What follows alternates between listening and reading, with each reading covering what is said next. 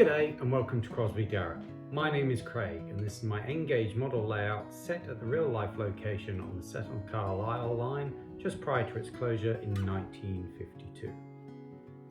In this video we're going to talk about how I've gone about creating the Crosby Garrett station building.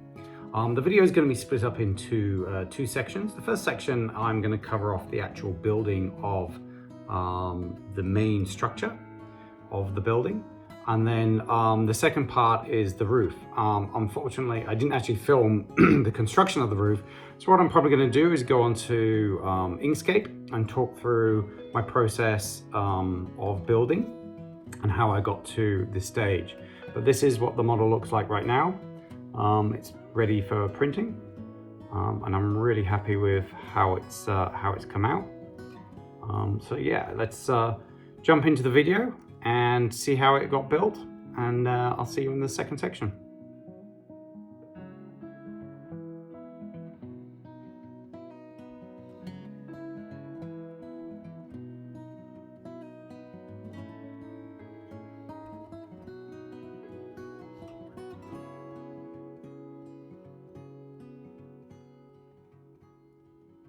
Okay, this is how far we've got. There's still the cornerstones to put in and the kickboards down at the bottom, and I'm just at the minute trying to figure out the next steps. I think so I've now got all the brickwork details on the buildings.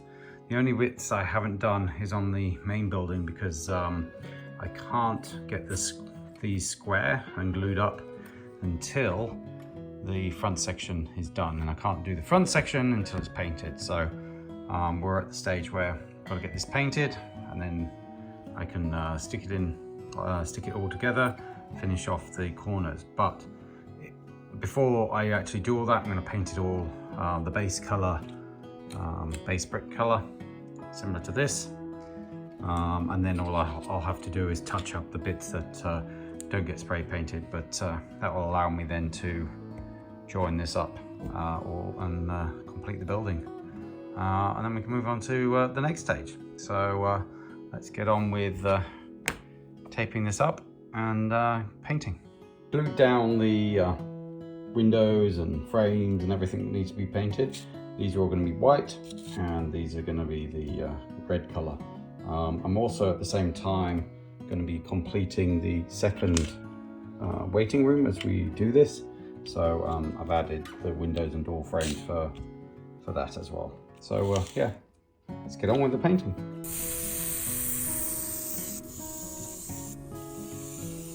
Okay, now we've painted it. To dry it quickly, I'm just going to use a hairdryer. Okay, so we've finished the painting now. I've just mounted these so I could cut the top bit's done white, the bottom bit's red, as you'll see once I pull it all apart. Now we're just going to let it dry and come back and put them all together. So the paint's now dry, and now the main focus is to glue on the front entrance to the station building.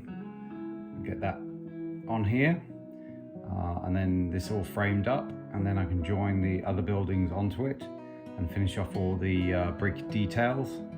And then it's ready for painting, or actually I probably need to do the roof next. Actually, still got to construct that. But yeah, I'd say we're getting about halfway there in the construction process of this. So let's get on with gluing all this together.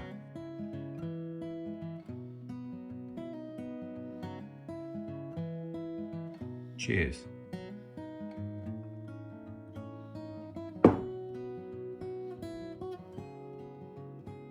To help give this building rigidity, you can see it's a little flexy. We also have these inner walls that just need to be glued into place, and they should sit flush either side of the entrance and up against here, and that should give us a lot more rigidity.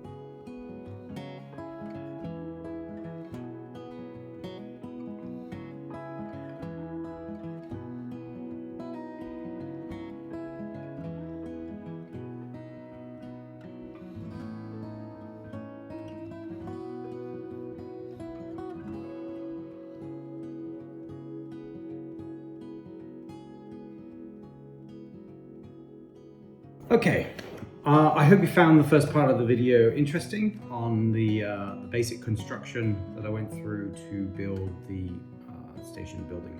We're now down in the office. I'm going to take you onto Inkscape and talk you through the process of how I went about designing the roof. Very similar to how I designed the main building. And yeah, the different stages that I went through to get the finished product. So let's jump onto it right now.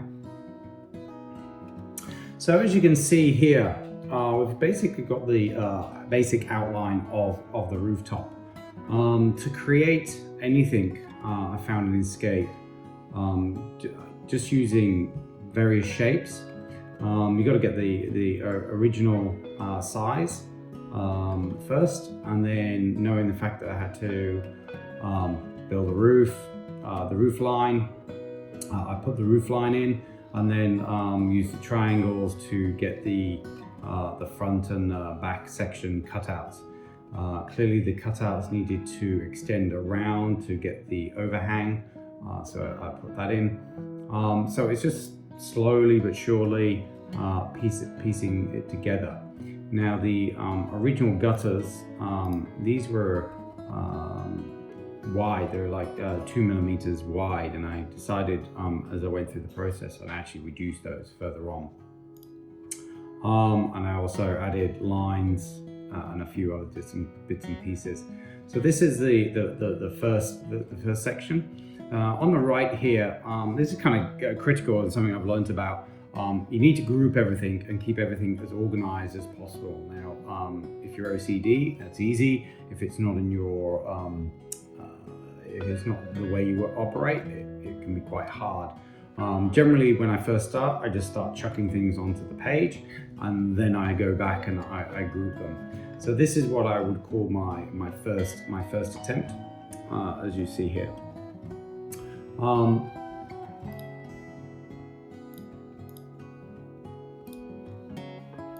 Yeah, so that's the first attempt.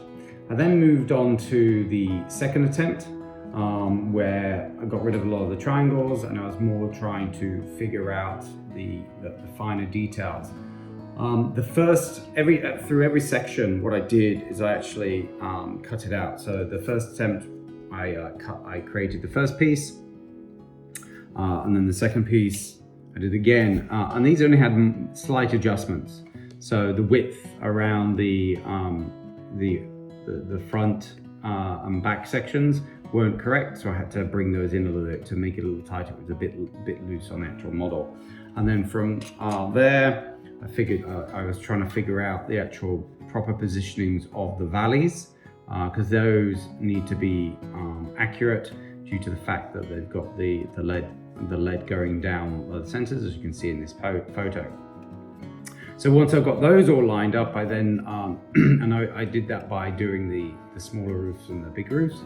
You could then print one off and make sure it looked okay. So that required me basically playing around with this, playing around with the widths in the center here. Let's just zoom in. So yeah, it required me playing around with these widths and the angles of these slopes, just tweaking it little by little by little. And once I'd got those all sorted out, I then figured out, right, well, I need to trim this part of the roof off, and it just went slowly but surely. It went through the development process, and I've got 1, 2, 3, 4, 5, 6, 7, 8, 9. I did 9 print-offs to get this right, because at every stage I wanted to make sure, yep, that's correct, and I could then move on to the next stage. So that was stage 2 really, and then we got on to, you see a lot of different things. These are the chimneys here. So then we actually got onto the main section, and as you can see, there's a lot of color on this, and this is because how do you get the lines? How do you get tiles when you're using a laser cutter? The only way I could figure out was to do lots of lines and engrave at a different speed. So the deepest line is cut at 60% power, then the next one's at 50% power, then 40% power, then 30% power, and the speed is kept the same.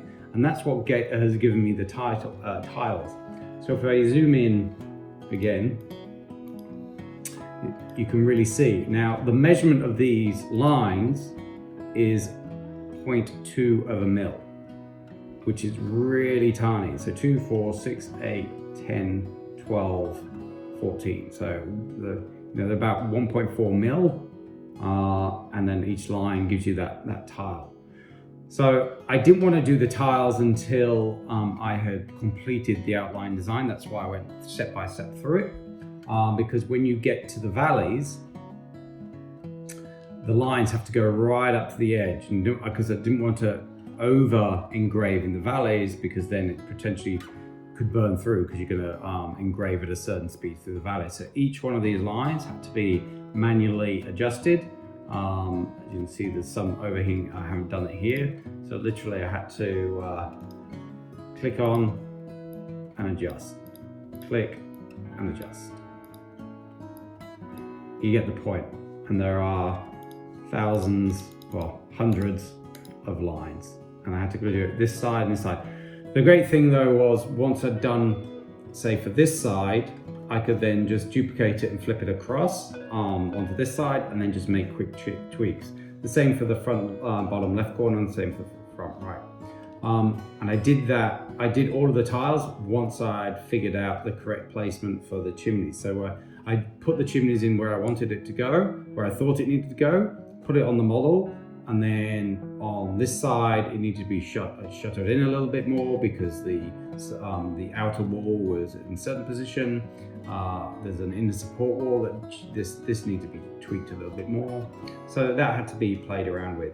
I also then had I then went about and did the front roof and the back roof.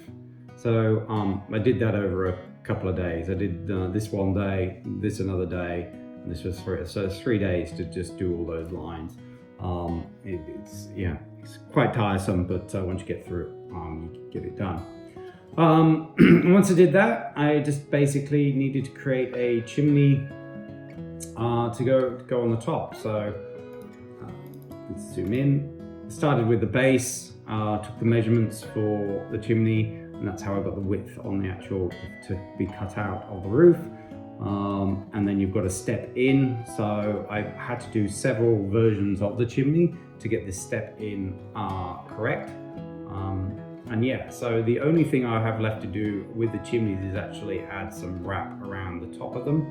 But I'll do that with some polystyrene just to get it to stick out a little bit. As you can see again from this image of the chimney, there's a bit of a step out. And that's pretty much it. But yeah, as you can see on this right hand side here, it's all broken up, tile, bottom left, it's all organized, and I tried to keep it that way. That way it's easy to find things, and it's easy to, if I need to go back and change things, it keeps it organized. If it's one big list, it's a complete mess. So yeah, that's pretty much a quick overview of Inkscape and how I went about designing the rooftops. Like I said, the actual design of the main building was very, very similar. It's all shapes. It's just basic shapes putting together, and you end up creating the project. So as you can see now, here is the finished building, well, finished per se of the build itself. And I'm looking forward to getting it painted and weathered. Thank you for taking the time. If you got this far through the video, I appreciate you watching. Please don't forget to subscribe and like, and feel free to comment, ask any questions that you want. And I look forward to the next video, which will be the painting of the building. Take care and happy modeling. If you would like to continue to see the progress of the model, be sure to subscribe to my channel and like the video. I'll see you next time.